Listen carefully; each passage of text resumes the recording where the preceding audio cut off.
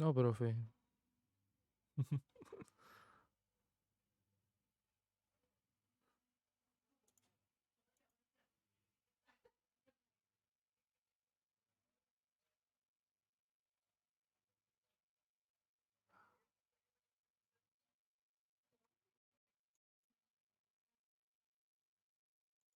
No, profe, vengo saliendo de inglés.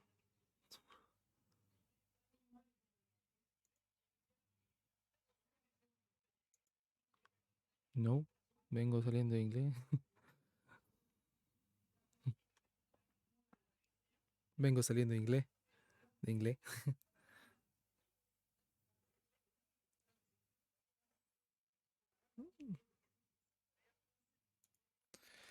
Su video está junto a sus clases.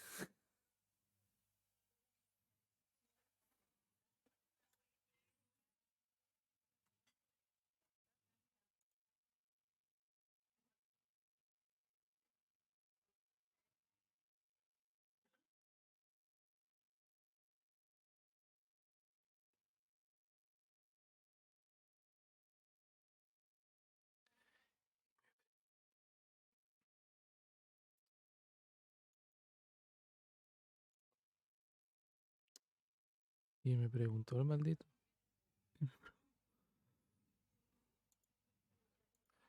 El profe me preguntó.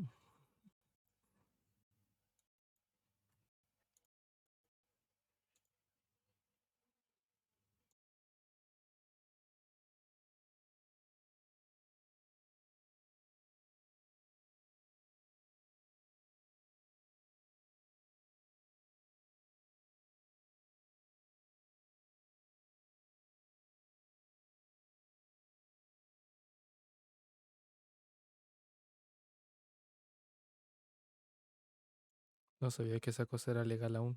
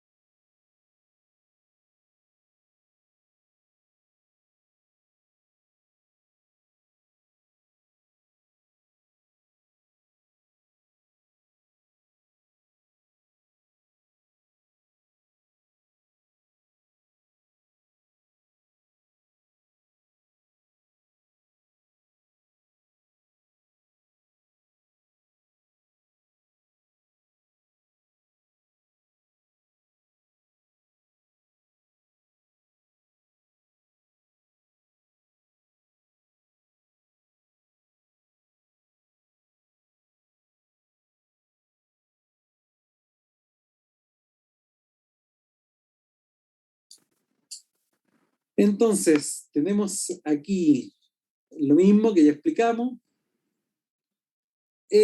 Dentro de los determinantes de la PCR, bueno, ¿qué cosas creen ustedes que pueden influir en la amplificación? Que esto amplifique o no amplifique. ¿Qué creen ustedes que es determinante en que esto funcione, como se supone que funciona?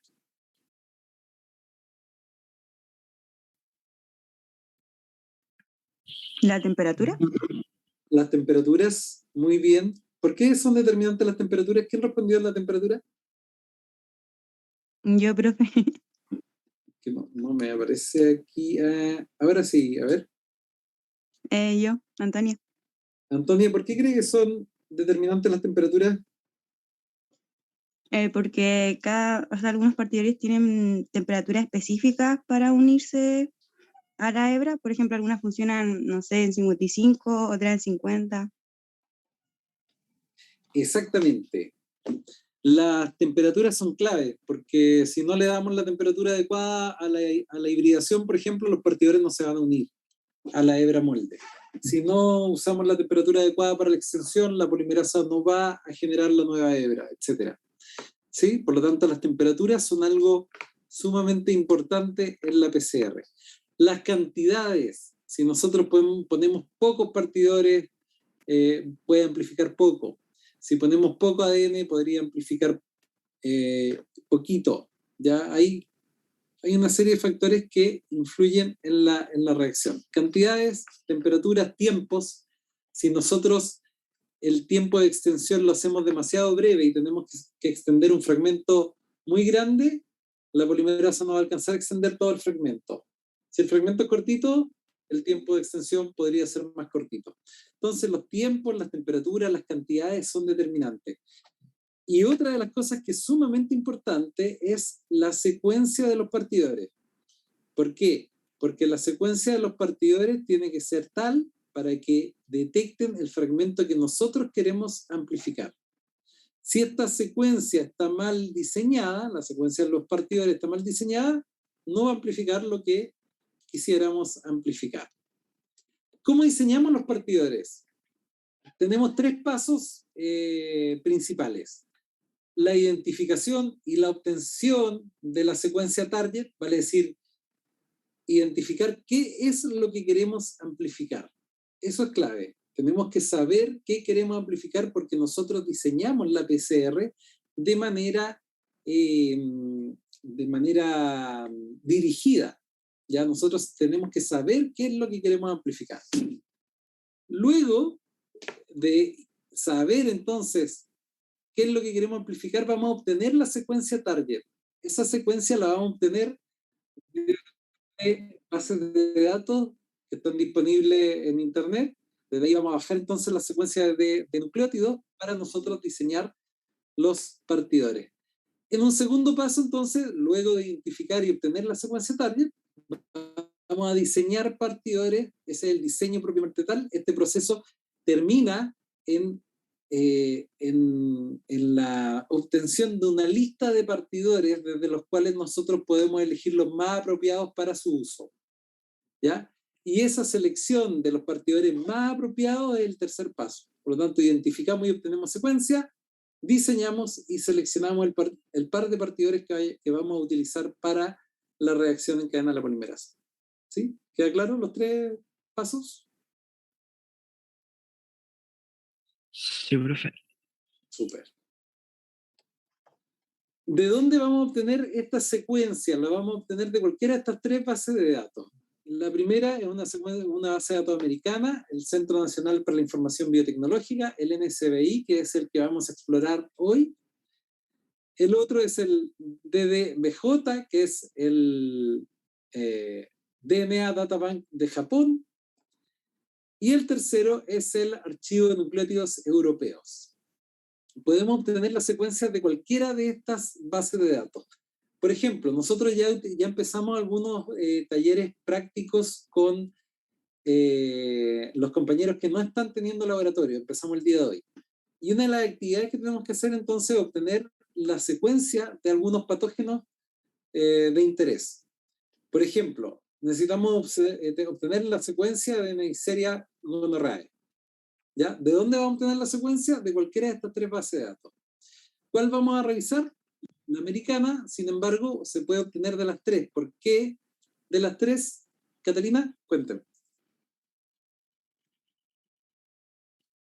Profe, perdón que le interrumpa, pero se olvidó de grabar la clase. No, no la estoy grabando. Ah, ya. Eso le quería consultar si la iba a grabar. Es que si la grabo no viene una clase. Entonces no estoy muy convencido de grabarla. ¿Cómo no la entendí? Es que si grabamos la clase, los compañeros no vienen a clases. Entonces estaba pensando en no grabar las clases. Profe, es que estas clases después uno las revisa porque es como lo que vimos en la mañana, lo que vamos a ver ahora, cuando veíamos en la página. Lo voy a poner, no se preocupe.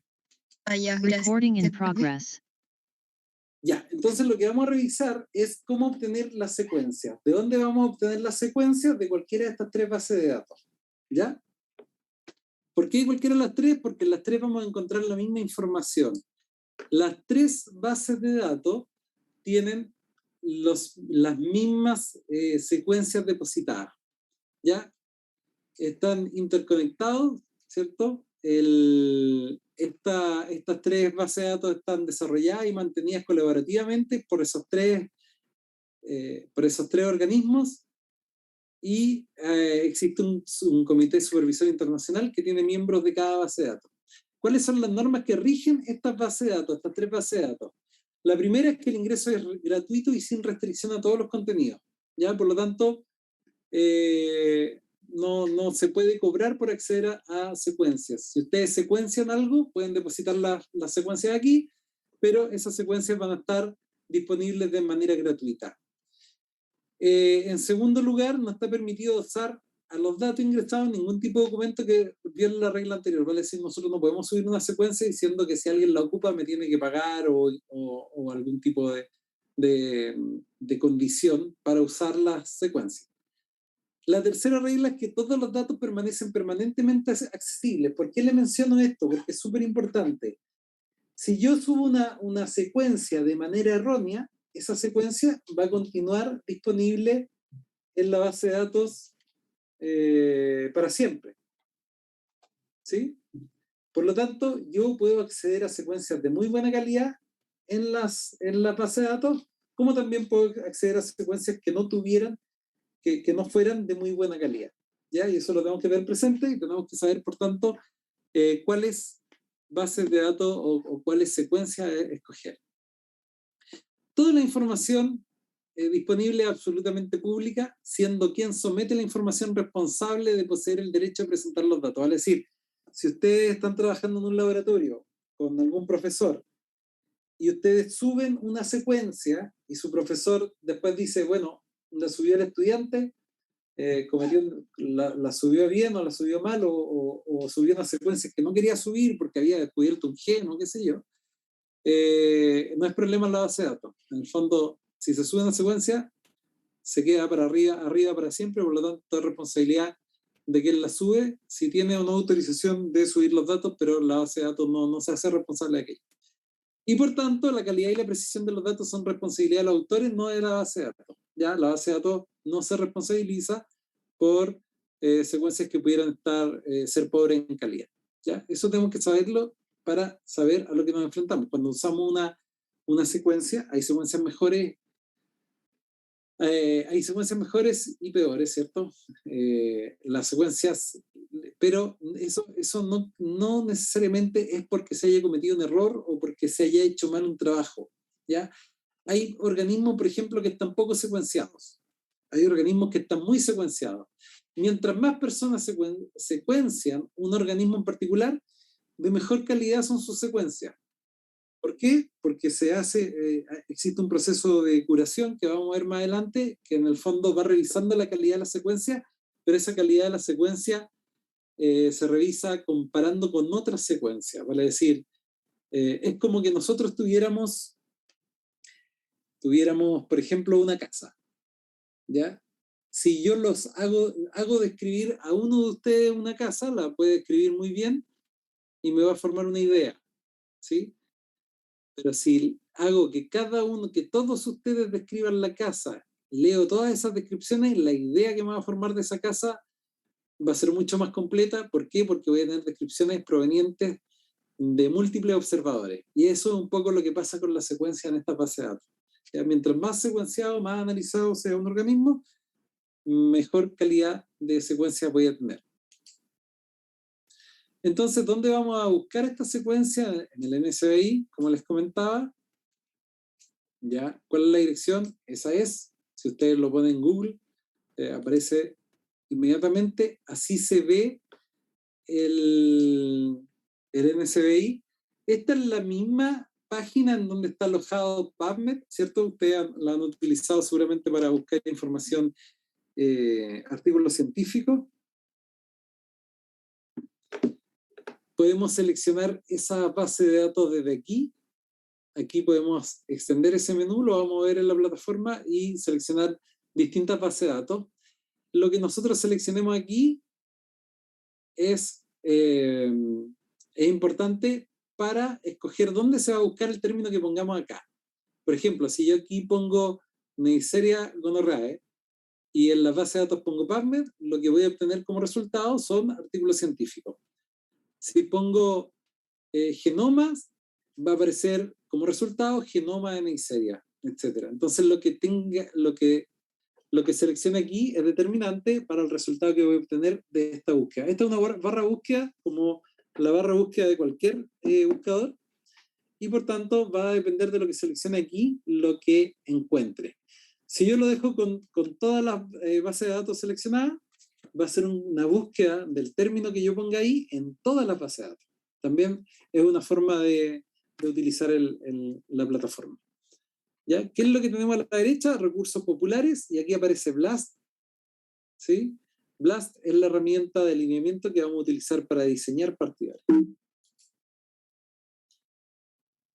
Dentro de esta plataforma hay diferentes bases de datos. La base de datos Genoma, que es más reciente, aparecen genomas de distintos organismos. Hay genomas de más de 1000 especies, incluyendo bacterias, arqueas y eucariotas. ¿Ya? Tenemos el GenBank, que el GenBank posee todas las secuencias que están disponibles, todas las secuencias de DNA disponibles, ¿ya?, en la base de datos. Y tenemos RefSeq, que RefSeq, a diferencia de GenBank, es una base de datos que tiene secuencias de referencias.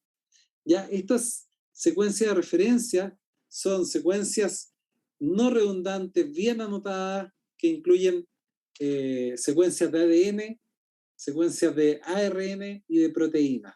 Ya, por lo tanto, este RefSeq, como su nombre lo dice, son secuencias de referencia. Si nosotros encontramos una secuencia aquí en el RefSeq, podemos estar seguros de que se trataría de una secuencia de buena calidad, o podemos estar más seguros de que se trata de una secuencia de buena calidad, a diferencia de GenBank, donde están todas las secuencias disponibles. ¿Por qué? Tenemos secuencias de buena calidad porque hay un proceso de curación. ¿Ya? La curación la hacen biocuradores, que son profesionales o son científicos que se encargan de curar secuencias depositadas en la base de datos. Así como hay investigadores y profesionales que se dedican a publicar artículos científicos, hay profesionales y equipos de trabajo que se dedican a registrar y a curar secuencias en base de datos. Por eso que podemos tener entonces secuencias de alta calidad en algunas plataformas.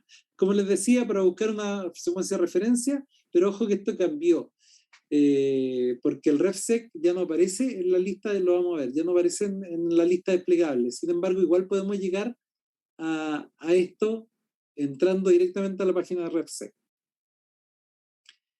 La base de datos Gen, que integra información de genes, ¿cierto?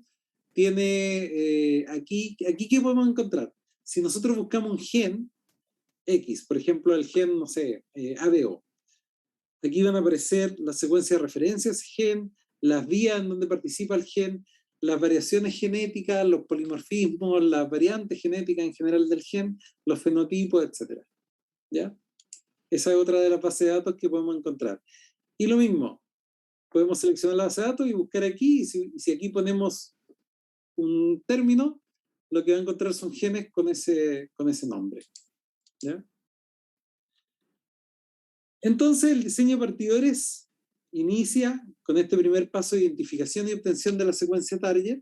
¿Ya? Este primer paso lo vamos a realizar en el NSBI. En el NSBI vamos a ir a obtener la secuencia target y luego vamos a pasar al diseño de partidores que se va a realizar en la plataforma o en la herramienta PrimerBlast.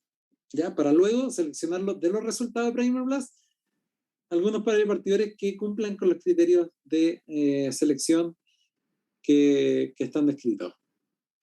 PrimerBlast es una subherramienta de BLAST. BLAST es una herramienta de alineamiento. ¿Ya? ¿Qué quiere decir? Esta herramienta de alineamiento es una herramienta de comparación, alinea secuencias y las compara y busca similitud entre secuencias. Entonces, como dice aquí, BLAST busca regiones de similaridad entre secuencias biológicas. ¿Ya? El programa compara nucleótidos o proteínas de la base de datos y calcula una significancia estadística. Es decir, si nosotros depositamos una secuencia, escribimos una secuencia, lo que va a hacer BLAST es alinear, comparar con las secuencias que hay en la base de datos y va a identificar a qué secuencia se parece. ¿Ya? La secuencia que nosotros estemos poniendo ahí. Y dentro de las herramientas de BLAST está PrimerBlast. Si nosotros hacemos clic en PrimerBlast, se va a abrir algo como esto. ¿Ya? ¿Qué es lo que hacemos aquí? Esta es una herramienta que nos sirve para dos cosas. En primer lugar, diseñar partidores, y en segundo lugar, también evaluar partidores que ya estén diseñados. Por lo tanto, si nosotros queremos generar un par de partidores nuevos para amplificar un gen o una secuencia en particular, podemos utilizar esta herramienta.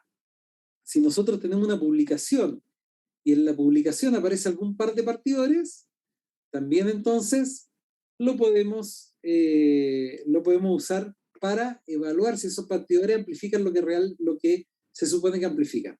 Para ver si esos partidores en teoría amplifican lo que indica que amplifican. ¿Ya? Para evaluar la calidad entonces de esos partidores. O identificar el target de esos partidores. ¿Ya?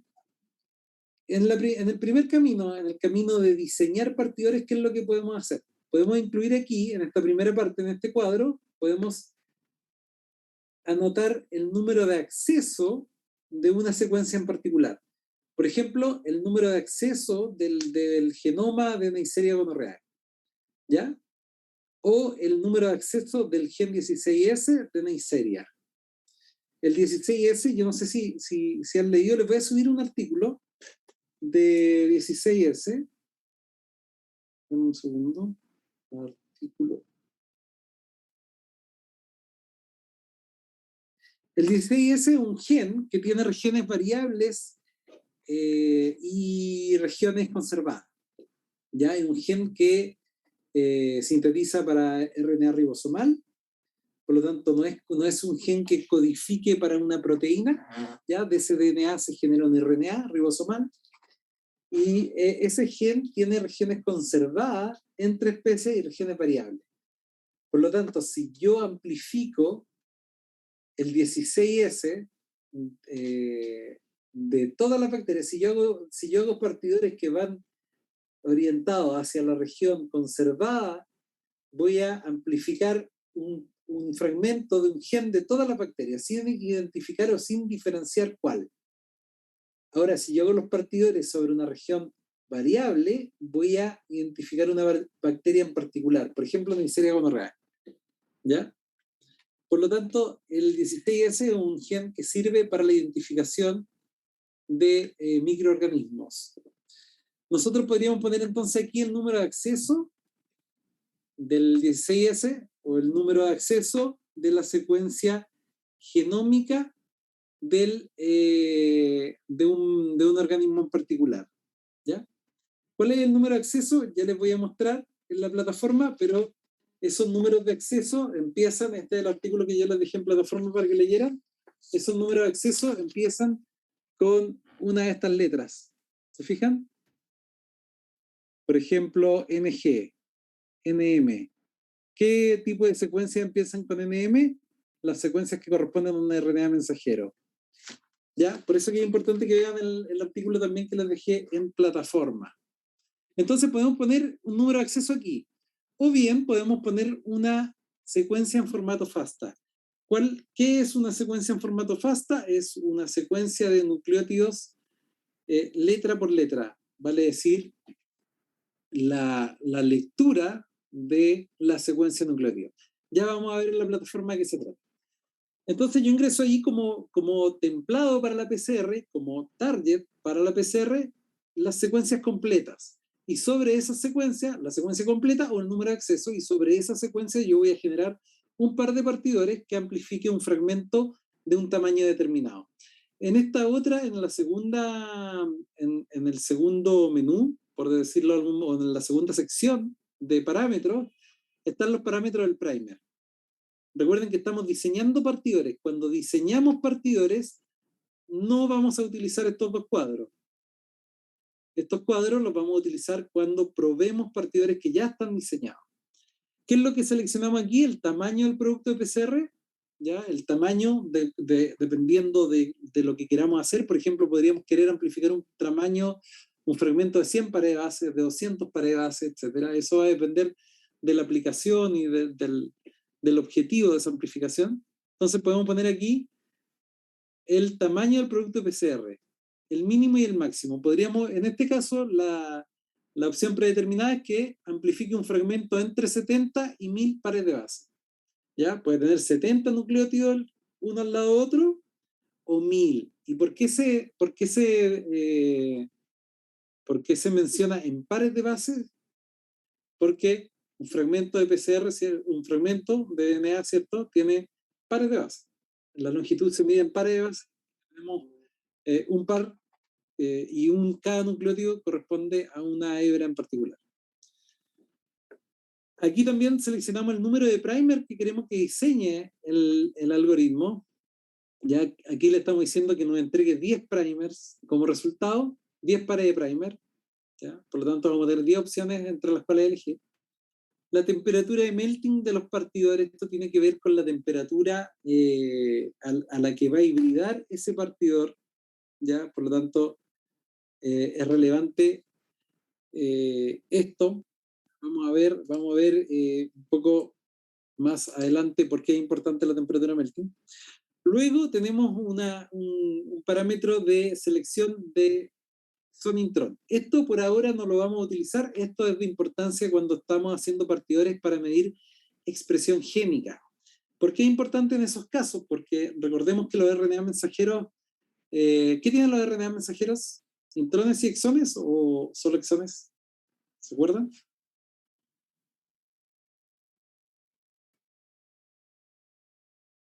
¿Exones?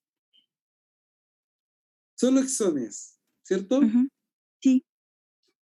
¿Y qué es lo que contiene intrones entonces?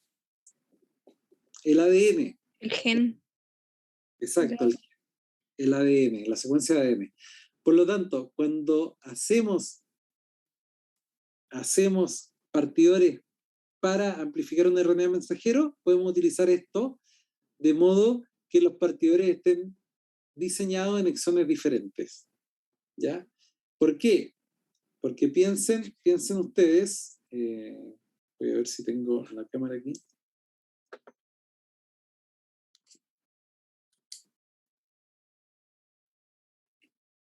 No sé si se va a ver el papel. No se va a ver el papel. No alcanza tanto esa cámara. Si nosotros tenemos un gen en particular que tiene, supongamos, tiene 2 exones y un intrón, ¿ya? Y ese gen es de este tamaño. El RNA mensajero va a ser más pequeño, porque va a ser el gen menos el tamaño del intrón. ¿cierto? 2 exones, un intrón. Entonces, si vemos el tamaño de la secuencia de DNA, puede ser de este tamaño, y el intrón, cuando se corte, entonces va a dar un RNA mensajero más pequeño. Si yo estoy haciendo PCR para RNA mensajero, el fragmento va a ser de este tamaño, entonces, y si estoy haciendo un fragmento de PCR, si estoy amplificando DNA genómico, el fragmento va a ser más grande, ¿cierto?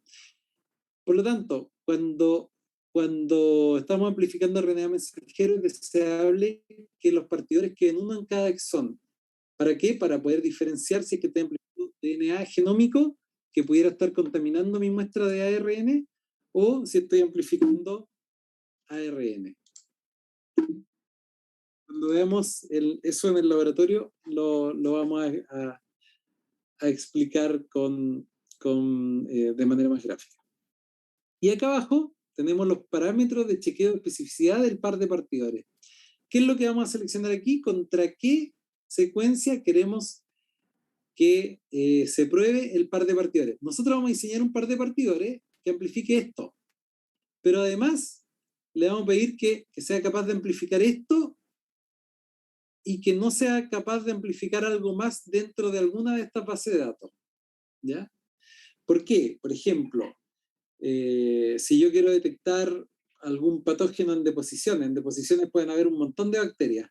Entonces yo necesito que el partidor, además de amplificar la bacteria particular que yo le indiqué acá, no sea capaz de amplificar el resto de las bacterias. O no sea capaz de amplificar un fragmento humano, porque en esa muestra de posiciones también vamos a tener DNA humano. Por lo tanto, esto lo vamos a utilizar para chequear especificidad de los partidores. ¿Ya? Y acá abajo tenemos más opciones avanzadas que podríamos ver también más adelante, y de manera importante tenemos aquí una opción que hace que los resultados se muestren en una nueva ventana.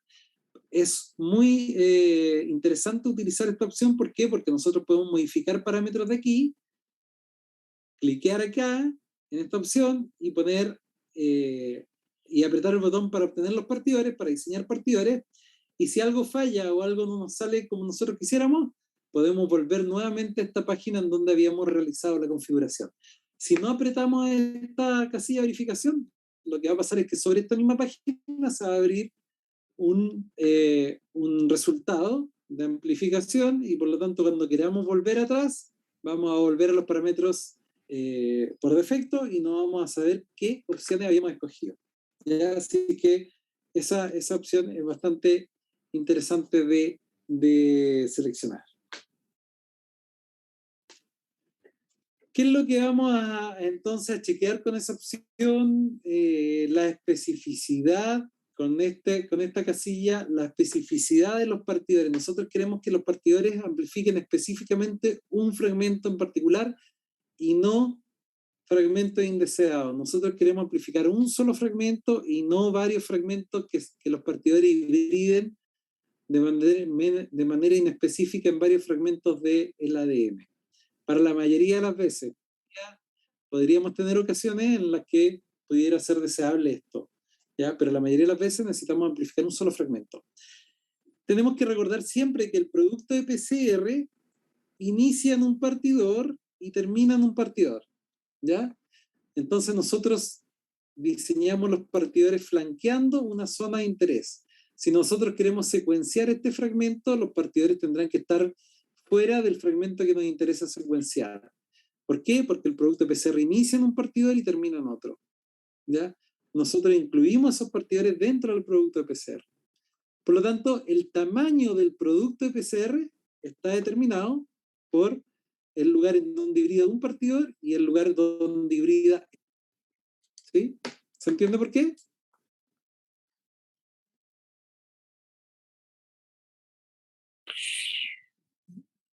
Sí, profe. Super. Entonces el tamaño del producto PCR va a estar determinado por dónde hibrida un partidor y dónde hibrida otro, ¿cierto? Esta, supongamos que es una secuencia que se utilizó como secuencia target o secuencia molde, y sobre eso se diseñaron estos partidores que amplifican entonces desde aquí hasta aquí. Ya, esto muestra cuando tenemos, esta es una secuencia en formato FASTA.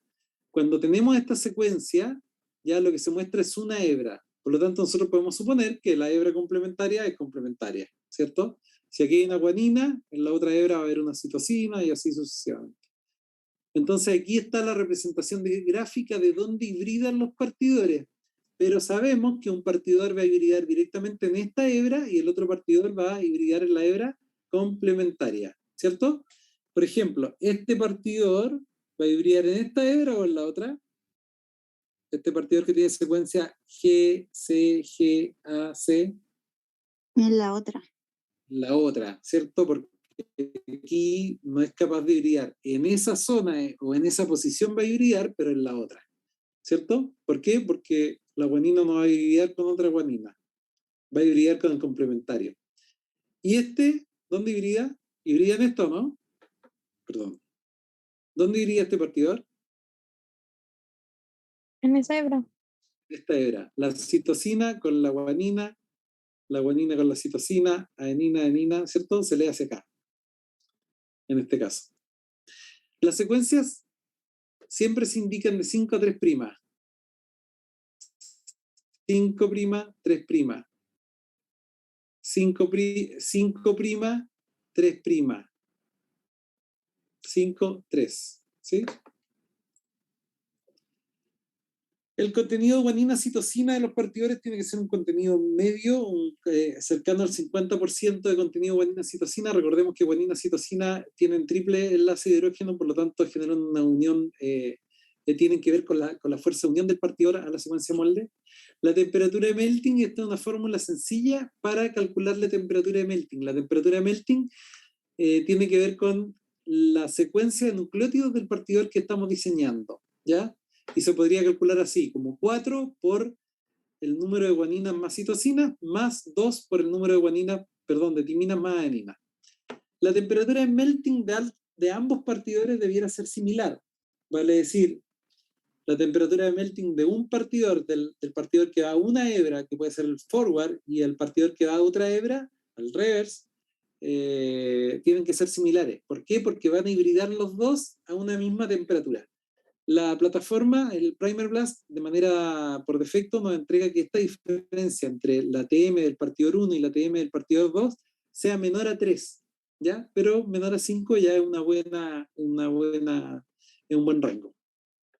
La ATM de los partidores entre 50 y 60, cuando hacemos PCR en tiempo real, y en realidad para convencional también, lo ideal es que el target esté en los 60. Y nosotros diseñamos partidores cuya TM sea cercana a los 60 grados Celsius, o ese como blanco. Si se fijan, este es un gráfico de distribución un histograma de distribución de frecuencia, ¿cierto? Aquí está la frecuencia de presentación del porcentaje guanina-citosina. En el eje X tenemos el porcentaje guanina-citosina y en el eje Y la frecuencia. Se fijan que la frecuencia que es más común, el porcentaje de guanina-citosina más común entre partidores que funcionan, este es un artículo que tomó una serie de partidores publicados, que por lo tanto asumimos que funcionan, que amplifican. Se fijan que la mayor cantidad de esos pares de partidores tiene un porcentaje de guanina-citosina cercano al 50%. ¿Ya? Superior al 80, muy pocos. Inferior a 20, muy pocos, ¿cierto? Mientras más extremos, menor cantidad de partidores. Por lo tanto, se asume que lo ideal es esto, dado que si están publicados porque ahí ha funcionado.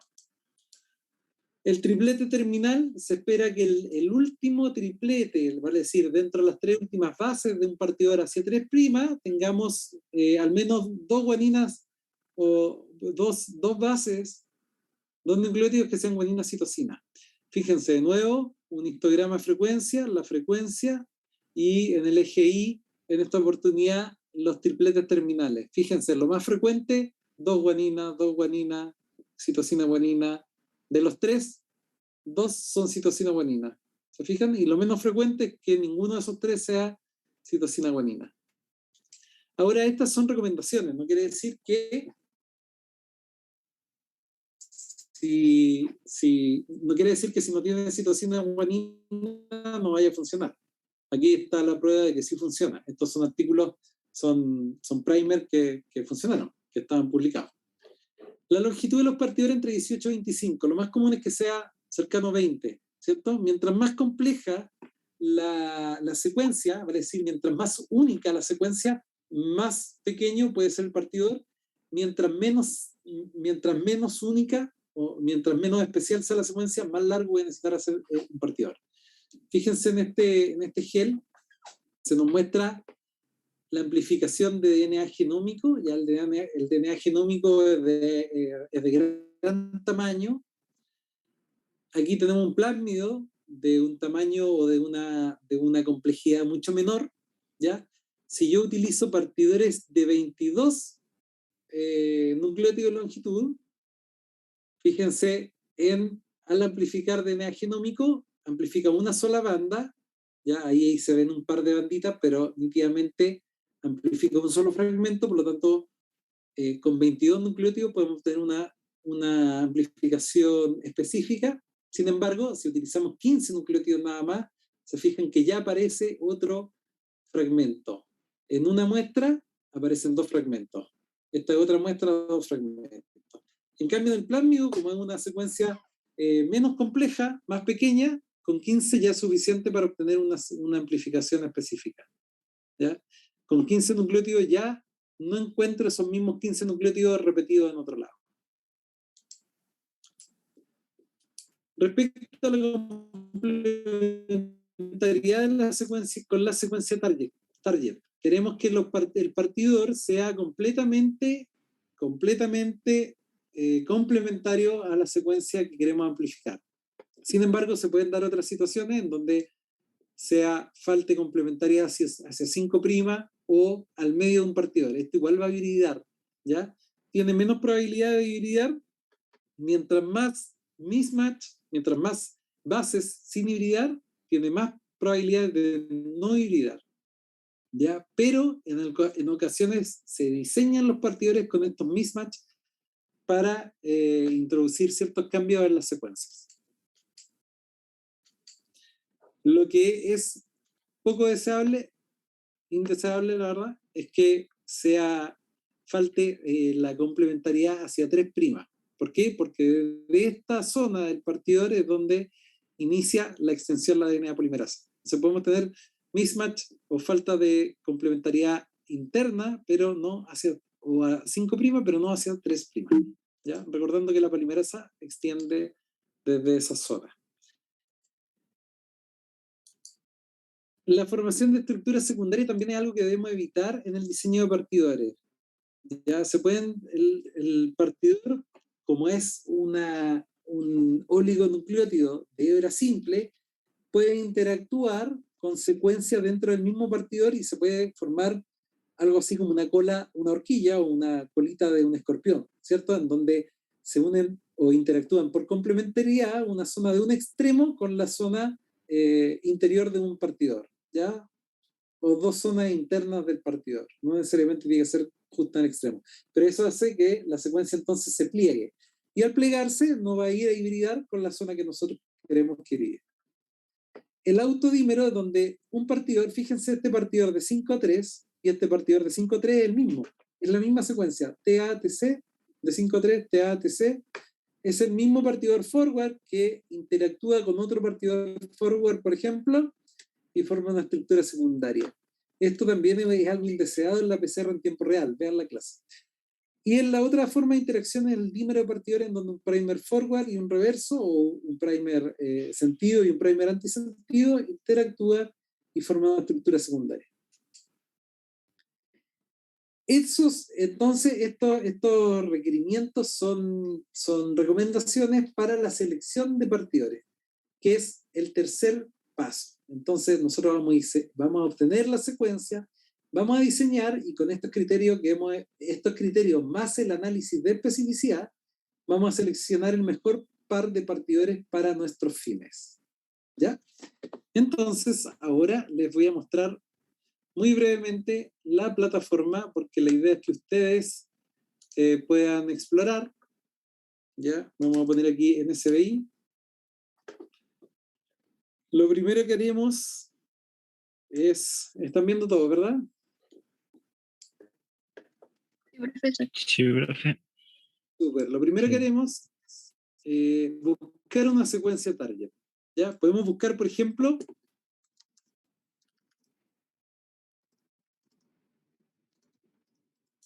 Neisseria gonorrhoeae.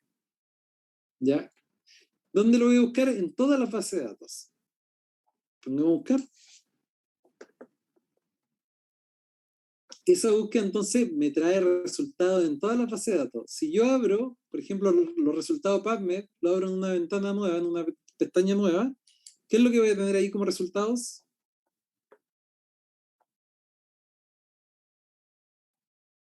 ¿Qué creen que voy a tener ahí como resultado? Artículo científico. Exactamente. Artículo científico con ese término. ¿Ya? Y si yo abro el genoma, ¿qué es lo que creen que voy a encontrar? El genoma de Neisseria gonorrhoeae. ¿Ya? Aquí está la secuencia del cromosoma de Neisseria gonorrhoeae. Aquí. NZ, si van a su artículo científico, dice NZ. Es una secuencia tipo DNA de cromosomas. Ya, si yo abro aquí, voy a abrirlo en una nueva. Y esta es la RefSeq. Fíjense que es el RefSeq, la secuencia de referencia del cromosoma de Neisseria gonorrhoeae. Lo voy a abrir en una nueva ventana. Este es el número de acceso. Con esto yo ya puedo diseñar o puedo utilizarlo como templado para diseñar partidores. Esto lo abrí en una nueva página. Y aquí me dice que hay 2.167.602 pares base de DNA. Si yo abro aquí, hago clic en FASTA, ¿qué es lo que creen que va a aparecer? La secuencia de aminoácidos. La secuencia de nucleótidos. De nucleótidos. Los 2 millones, ¿cierto? Si bajo, hay muchas secuencias. Fíjense en la barrita acá al lado. No avanza casi nada. Muchos nucleótidos. Hasta el final.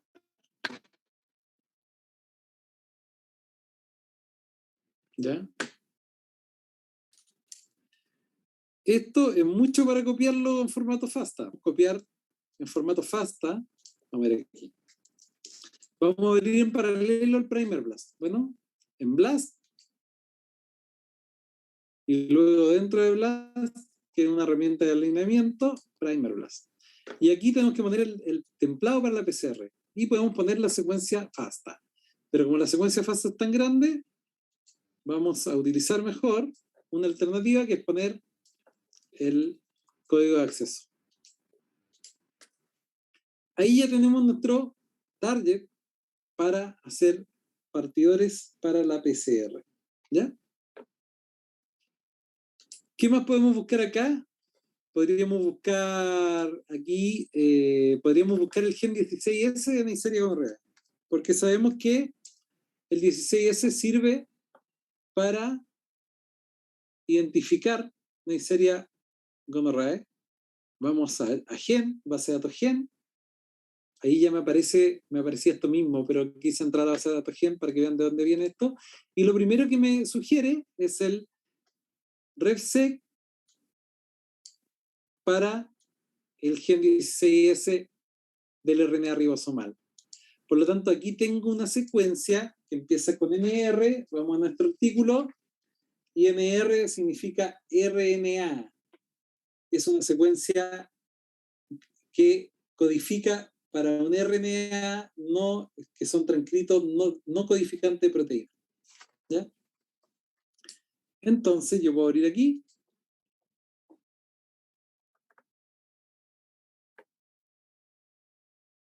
Y me va a aparecer la secuencia en formato FASTA. ¿Ya? La secuencia de nucleótidos para este gen que codifica RNA ribosomal. Ya esta es la secuencia de nucleótidos del ADN de este gen. ¿Sí? Porque el ARN, ¿qué nucleótido tiene? Que no tiene el DNA. Uracilo. Silo. ¿Cierto? Bien. Entonces tengo 1541 pares de bases de esa secuencia. Esto también lo vamos a usar como templado para hacer partidores. Y aquí podemos hacer partidores de dos formas. Podemos poner aquí pick primers. Y si hacemos clic aquí, ya solo, fíjense, solo va a completar esto y va a poner aquí una secuencia, va a poner aquí el número de acceso, ¿sí? Que es lo mismo que nosotros habíamos hecho a mano. ¿Ya? Vamos a hacer una prueba aquí, vamos a poner este número de acceso, le voy a decir que amplifique un fragmento entre 100 y 200 pares de base, ya con una temperatura óptima de melting de 60, una temperatura máxima de 5, puede ser 3 por defecto, pero yo le voy a poner 5. Que chequee especificidad contra RefSeq de genoma, o sea, secuencia de referencia de genomas representativos. ¿Qué hay en el RefSeq? Veamos en nuestra clase. ¿Qué hay en el RefSeq? Está escrito por aquí. RefSeq. Secuencia de referencia. ¿Ya? Ah, pero no nos dice si hay de bacterias. Veamos si hay bacterias. Veamos qué nos dice el BLAST. ¿Ya?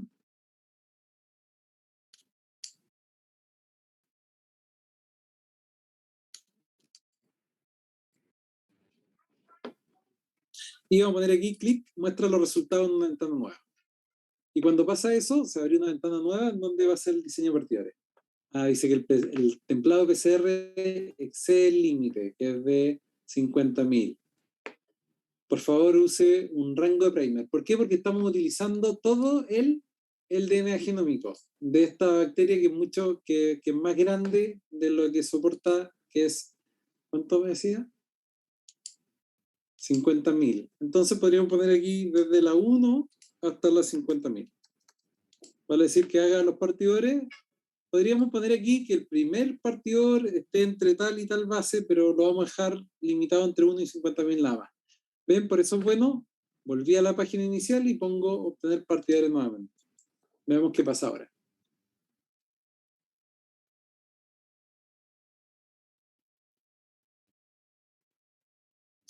Ahí está haciendo partidores, ¿ya?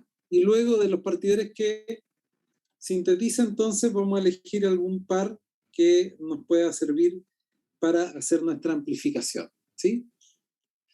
Esto lo vamos a seguir trabajando en los talleres, ¿ya? Hoy comenzamos con los talleres de diseño de una estrategia de amplificación por PCR con aquellos que no están viniendo al laboratorio. Y cuando termina el laboratorio, este grupo, vamos a empezar, los grupos que actualmente están en el laboratorio, cuando terminen, vamos a empezar con ese mismo trabajo que es remoto, en donde vamos a utilizar estas herramientas, ¿ya? Así es que, por ahora, dejémoslo hasta aquí, veamos qué pasa. Ya, la especificidad dice que el organismo es Neisseria, pero la especificidad está limitada a Homo sapiens. Y claro, porque aquí dice Homo sapiens. ¿Sí? Cambiemos el chequeo de especificidad. Aquí me dio los partidores. ¿Ya? Así se reportan los pares de partidores. Se necesita especificar microorganismos.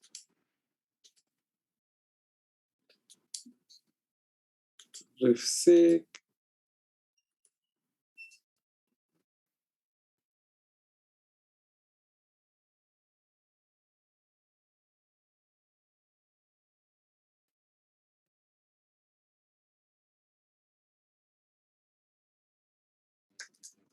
Vamos a poner fácil a la plataforma, poner que amplifique únicamente O sea, que chequee, que sea específico, pero va a chequear solo con la base de datos de Neisseria. A ver, hagamos algo. Bacteria. Si ponemos aquí, esto puede ser muy difícil. Aquí le estamos diciendo que chequee y que amplifique únicamente Neisseria y chequee contra todo el resto de las bacterias. ¿Por qué está complejo eso? Porque aquí yo estoy arbitrariamente limitando el lugar en donde pueden ir los partidores. Yo no sé si dentro de las 50.000 primeras bases está el gen del 16S, que sí es un gen que tiene zonas que son específicas para cada bacteria. ¿Sí? No sé si me entienden ese. Mira. Voy a copiar aquí, voy a poner como templado. En vez de ese genoma completo, voy a poner el gen, el 16S de. Y voy a poner.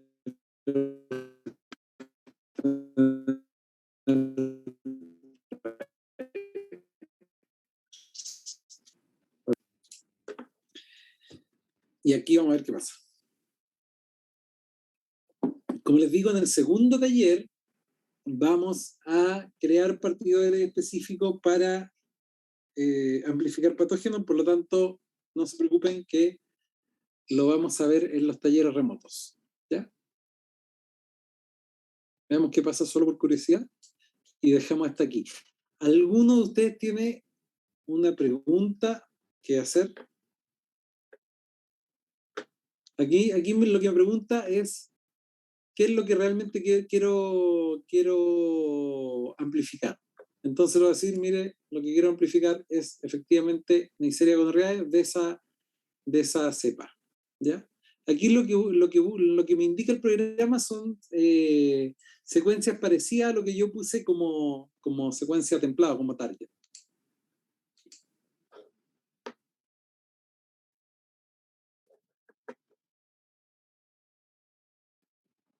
¿Alguna pregunta, muchachos? Pregunta. Profe, yo tengo una duda. Es que, por ejemplo, tuvimos igual diagnóstico molecular el semestre pasado y también nos hicieron buscar un primer, pero solamente, por ejemplo, poníamos los nucleótidos nomás y poníamos al tiro get primers, no llenábamos los otros campos. Entonces, Campos, dependiendo de lo que usted quiera. Cuando hacemos PCR en tiempo real, lo ideal es que sean fragmentos pequeñitos. Entonces, ahí movemos el tamaño deseado del producto de PCR, por ejemplo. ¿Ya? entonces otorga más especificidad. Nos otorga más flexibilidad para amplificar lo que nosotros queremos amplificar. El chequeo de especificidad es sumamente necesario. ¿Ya? Esto que nosotros le digamos compare con tal base de datos. Esto sí o sí hay que usarlo, porque de esto depende la especificidad de nuestros partidarios. ¿Ya? Yo creo que lo que hicieron ustedes fue un ejercicio más básico para introducirse a la herramienta, por eso que tal vez no se hizo mucho énfasis en evaluar la especificidad, pero es lo mismo. Ya, gracias, profe. ¿Alguien más tiene alguna pregunta? Esto se puede demorar un rato.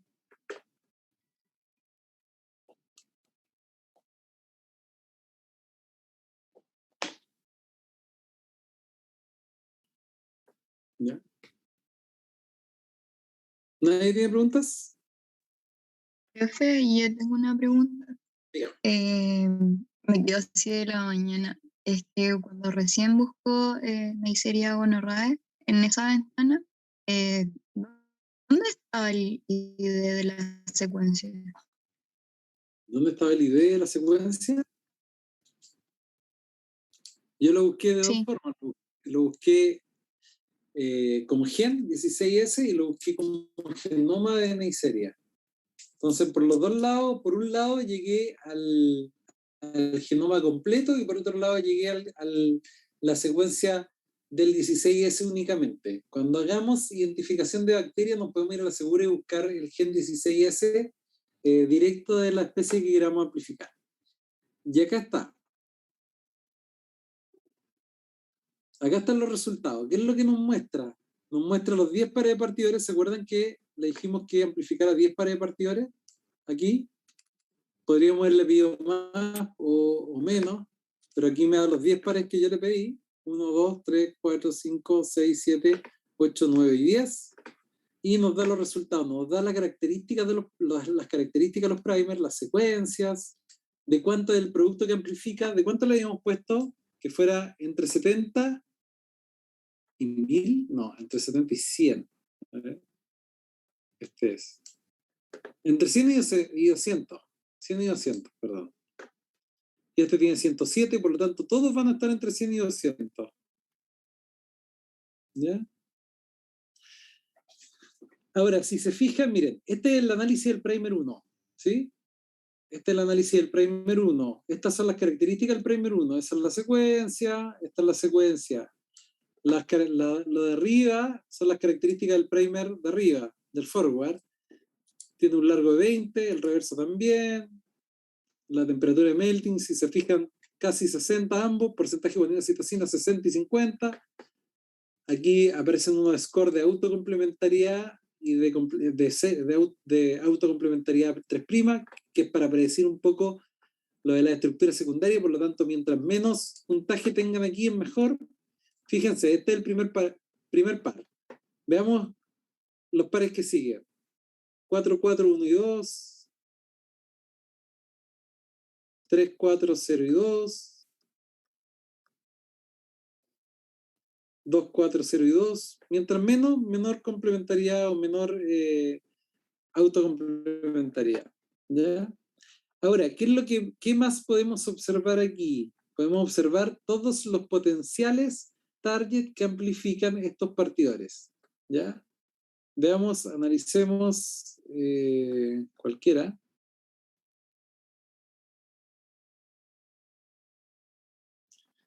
Analicemos el primer par de partidores y hasta aquí vamos a llegar para no seguirnos alargando. Fíjense. Primer par de partidores dice que amplifica 107 pares de base de este target, que es el que nosotros le habíamos puesto inicialmente. O sea, le pusimos que amplificara este gen en particular, pero ese gen está dentro del genoma completo, que es este. ¿De acuerdo? Entonces, amplifica un fragmento de 107 pares de base de ese genoma. ¿Cuáles son los otros potenciales target? Amplifica potencialmente esta secuencia, que si se fijan, la complementariedad absoluta, cuando aparece un puntito acá abajo, es porque este con este es complementario. ¿Ya? Cuando aparece una letra, voy a buscar alguno, si se fijan, cuando aparece una letra es porque hay un cambio. ¿Ya? Es porque no son complementarios. ¿Sí? Por ejemplo, en vez de haber una guanina acá, va a haber una citosina. Recordemos que esto muestra la hebra nada más, no muestra el complementario. Entonces aquí debiera haber una citosina y en realidad hay una guanina. ¿Ya? Eso quiere decir cuando no hay un puntito y hay una letra, que no es complementario en esa zona del primer. Entonces fíjense que además de amplificar eso, amplifica otros fragmentos, por ejemplo este otro número de acceso, que es de otra Neisseria, también es compatible. ¿Se fijan? Acá hay otra Neisseria, aquí hay Perflava, acá Chayegami, ¿se fijan? Entonces podríamos, si nosotros quisiéramos diferenciar esta Neisseria de este par de partidores nos sirve o no nos sirve. ¿Sirve? ¿Sí o no? ¿Qué creen ustedes? ¿Este par de partidores sirve para diferenciar entre esta y esa? ¿Qué creen ustedes? ¿Ah? Diría que no, porque son parecidas. Porque amplifica ambas. Igualmente. Exacto. ¿Ven? Y así hay que jugar y probar hasta que aparezca un par de partidores que cumplan con nuestras expectativas. ¿Sí? ¿Consultas, muchachos? Recording stopped. Esto es solo práctica, es jugar con la herramienta, así es que en el práctico remoto vamos a hacerlo. Por ahora les invito a revisar esta grabación, se la voy a subir mañana porque va a quedar acá en la oficina.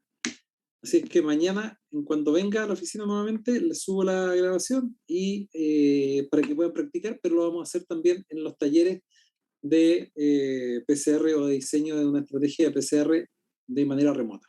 ¿Ya? Bien, muchachos, la invitación a revisar la clase PCR una vez más.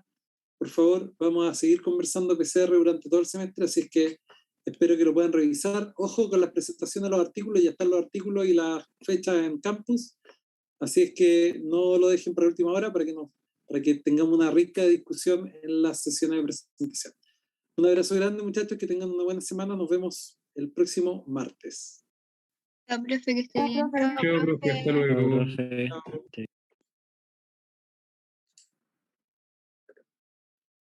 Chao. Chao, que estén bien.